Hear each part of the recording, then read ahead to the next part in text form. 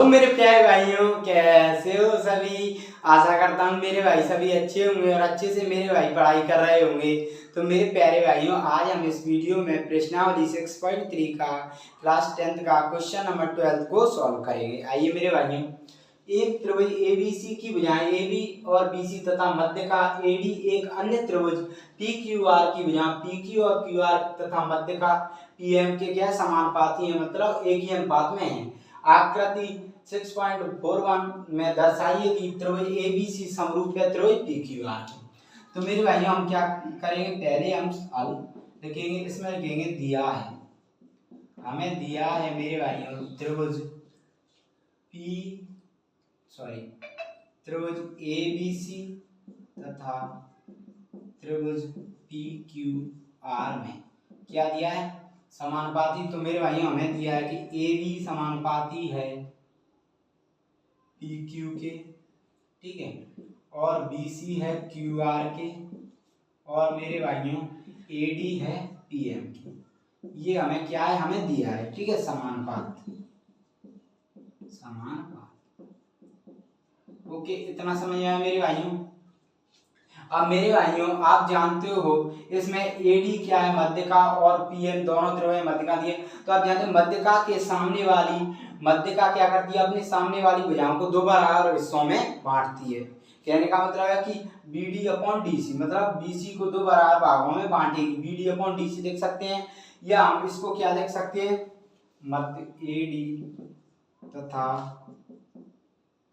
PM मध्य का है, तो बराबर हिस्सों में बांटेगी। तो क्या लिख सकते हैं हम, BD इक्वल टू 1/2 BC। इसका मतलब है कि BD जो है, जो BC है, जो BD की आधी है, मतलब दोनों बराबर है। BD इक्वल टू 1/2 BC, मतलब यही तो कह रहा था, मध्यका क्या कहती है, बराबर हिस्सों में बांटती है, तो ये बांट दिया है, ऐसे ही हमने लिख दिया है।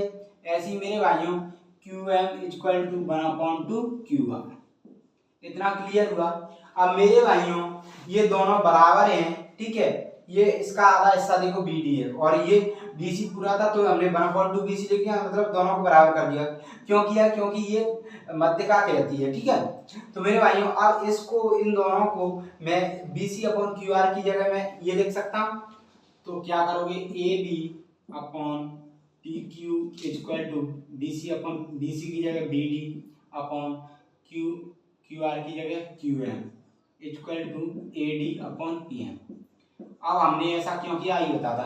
अब हम मेरे भाइयों त्रिभुज ABC समरूप त्रिभुज PQR करने से पहले हम ABD त्रिभुज PQM को समरूप करेंगे। तो मेरे भाइयों लिख दो, इधर आ जाते हैं, ठीक है, इधर लिखते हैं त्रिभुज ABD तथा त्रिभुज PQM में। अब इसमें क्या करोगे मेरे भाइयों, इसमें हम करते हैं, अब मेरे भाइयों हमें क्या है, हमने क्या है, ये दिया है, ये मेरे भाइयों हमें क्या है, ये समरूप हो गए। क्यों हो गए, क्योंकि मेरे भाइयों हमें मिल गया है संगत भुजाएं। आप जानते हो जिस त्रिभुज की तीनों भुजाएं संगत भुजाएं समानुपात में है, तो वे उनके संगत कोण भी क्या होते हैं, बराबर होते हैं। तो वो होती है एस एस समरूपता कसौटी से ये त्रिभुज क्या है, समरूप हो जाएंगे दोनों। लिख दो AB upon PQ equal to PD upon QM। ये हमें क्या है, दिया है, AD अपॉन PM, ये क्या है, दिया है। तो मेरे भाइयों संगत भुजाएं क्या समानुपात में, तो वे दोनों त्रिभुज क्या हो जाएंगे, समरूप। किससे हो जाएंगे मेरे भाइयों, समरूप हो जाएंगे। तो त्रिभुज ABD समरूप त्रिभुज PQM किससे मेरे भाइयों, SSS समरूपता कसौटी से। तो मेरे भाइयों ये हमने क्या समरूप कर लिया। अब हम चलते हैं मेरे भाइयों, जो हमें निकालना है इन वाले त्रिभुज में। तो मेरे भाई इसको हम मिटा लेते हैं, क्या है, ये जगह नहीं है, आपको दिखेगा नहीं, ठीक है। ये दोनों त्रिभुज ABD और PQM में समरूप कर लिए, तो ABC और PQR को हम आसानी तरीके से समरूप करते हैं। कैसे, देखिए, तो लेते हैं हम पहले त्रिभुज ABC तथा त्रिभुज PQR में क्या है मेरे भाइयों, इसमें मेरे भाइयों जब ये समरूप है, तो आप जानते हो दो त्रिभुज समरूप है तो उनके संगत कोण बराबर होते हैं। तो त्रिभुज एबीसी पीक्यूआर में एंगल बी एंगल क्यू का संगत कोण है। तो मेरे भाइयों ये त्रिभुज समरूप है, तो हम लिख सकते हैं angle B equal to angle Q के बराबर है। क्यों? संगत कोण, क्योंकि हमने अभी क्या है मेरे भाइयों समरूप किए हैं एबीडी और त्रिभुज पीक्यूएम। ठीक है, इतना समझ में आया समीकरण 1। अब दूसरा क्या है मेरे भाइयों, दूसरा पुनः त्रिभुज एडीसी तथा पीक्यूआर में। अब मेरे भाइयों हमें दिया है AB, हमें दिया है AB अपॉन PQ, हमें दिया है AB अपॉन PQ और AB अपॉन PQ, BC हमें क्या दिया है मेरे भाइयों AB, क्वेश्चन में दिया हमें AB upon PQ equal to BC upon QR। ये समानुपात में हमें दिया है, मैंने मतलब बना के नहीं लिख रहा हूँ, आप देख सकते हो क्वेश्चन में ही हमें दिया है। तो इसे समीकरण 2। अब मेरे भाइयों ये त्रिभुज समरूप हो जाएंगे किससे?